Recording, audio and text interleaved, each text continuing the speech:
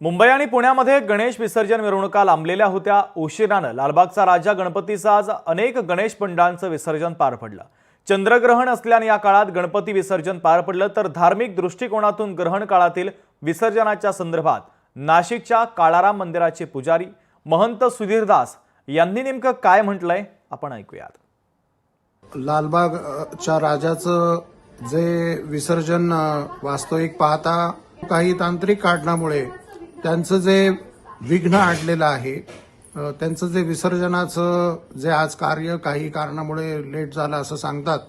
परंतु अशा पद्धतीने ग्रहण कालामध्ये जे विसर्जन आहे ते निषिद्ध सांगितलेलं आहे आणि वास्तविक पाहता संपूर्ण जे विसर्जन आहे हे चतुर्दशीच्याच दिवशी झाले पाहिजे। म्हणजे अगदी आपण जर अगदी कमीत कमी वेळ त्याचा जर अगदी पाहायचा म्हटला तर पहाटे 3 वाजेच्या आत सर्व मंडळींचे जे विसर्जन आहे हे झाले पाहिजे। अशा पद्धतीने अशास्त्रीय पद्धतीने कोणी कार्य करू नये।